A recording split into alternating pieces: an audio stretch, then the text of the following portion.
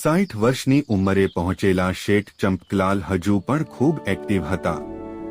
તેઓ રોજ કસરત કરતા હોવાથી તેમની ઉંમર દેખાતી નહોતી. ચંપકલાલની મોટી કેમિકલ ફેક્ટરી હતી જે તેમણે જીવનભર સંઘર્ષ કરીને ઊભી કરી હતી. હવે ફેક્ટરીની જવાબદારી તેમનો દીકરો જેઠાલાલ સંભાળતો હતો. ચંપકલાલ તો માત્ર સમય પસાર કરવા માટે ફેક્ટરી પર જતા. ત્યાં જઈને એક ચક્કર લગાવતા, શું ઉત્પાદન થયું અને કેટલું થયું તેની માત્ર જાણકારી લઈ લેતા. એક ઉનાળાની બપોરે તેઓ પોતાની કાર લઈને હાઈવે પરથી પસાર થઈ રહ્યા હતા.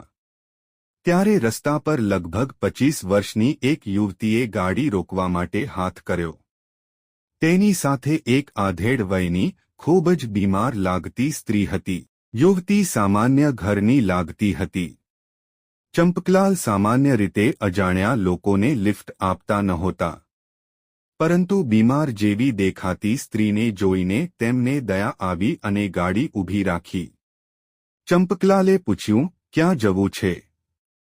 યુવતીએ વિનંતી કરી, દાદા, મારી બા ખૂબ બીમાર છે. તેમને દવાખાનેથી બતાવીને ઘરે લઈ જઈ રહી છું, પણ 1 કલાકથી કોઈ વાહન મળતું નથી. જો તમે અમને તમારી ગાડીમાં બેસાડો તો મોટી કૃપા થશે. યુવતીની આજીજી સાંભળીને ચંપકલાલનું દિલ પીગળી ગયું. એમણે માં દીકરીને પાછળની સીટ પર બેસાડી. ચંપકલાલ એ છોકરીને એના ઘરનું એડ્રેસ પૂછ્યું. એ છોકરીએ એડ્રેસ બતાવ્યું. ત્યાં એમણે ઘર આગળ ગાડી ઊભી રાખી. પેલી છોકરી અને સ્ત્રીએ કહ્યું, દાદા 2 મિનિટ માટે મારા ઘરે આવો. ચા પાણી કરતા જજો. તમે અમને ખરા સમયે તમારી મદદ મળી છે. ચંપકલાલ આમ તો કોઈના ઘેર ન જતા. પણ છોકરી અને પેલી સ્ત્રીએ ખૂબ કાલાવાલા કર્યા એટલે સંમત થયા. નાનકડી રૂમમાં જેવા એ ગયા એટલે એ સ્ત્રી અને પેલી છોકરી એ રૂમમાં સ્ટોપર વાસી દીધી. રૂમમાં અગાઉથી છુપાયેલા 3 માણસો ચંપકલાલને ઘેરી વળ્યા.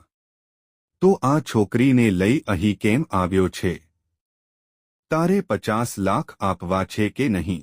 નહીતર તારા ફોટા વાયરલ કરી તને જેલના સળિયા ગણતા કરી દઈશ. આટલું કહી વળી પેલી છોકરી એ તો અર્ધનગ્ન થઈ ચંપકલાલના ખોળામાં બેસી ગઈ.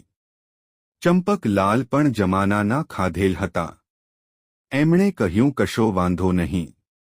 મારા દીકરા જેઠાલાલને વાત કરીશ તો ચોક્કસ મને પૈસા મોકલી આપશે, પણ તમારે મને ફોન પર વાત કરવા દેવી પડશે.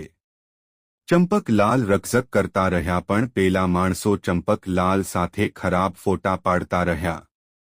છેવટે એ લોકો ચંપકલાલને વાત કરાવવા સંમત થયા. જમાનાના ખાધેલ ચંપકલાલ જેઠાલાલ સાથે વાત કરવાના બહાને જાતે જ પોતાનો વિડિયો પોતાના વોટ્સએપ ગ્રુપમાં વાયરલ કરી દીધો. એમણે કહ્યું, મને આ લોકો એ ફસાવ્યો છે અને મારી સાથે ખરાબ વર્તન કરી ફોટા પાડી બદનામ કરી રૂપિયા પડાવવાનું કાવતરું કરેલ છે, તો મારા ગમે તેવા ફોટા જોઈ ઉશ્કેરાવું કે આઘાત પામશો નહીં. બધાને પોતાને આ લોકો એ કેવા ફસાવ્યા છે તેની સચ્ચાઈ રજૂ કરી દીધી. આ જોઈ પેલા લોકો ગુસ્સે થયા અને ચંપકલાલ સાથે વધારે બીભત્સ વિડિયો અને ફોટા બનાવતા રહ્યા. ને છેલ્લે એ છોકરી પોતાની જાળમાં ફસાઈ. ઘણા લોકો સાથે આ રીતે ભોળા હોવાનો સ્વાંગ રચી છેતરવાના ધંધા કરી રહ્યા હતા.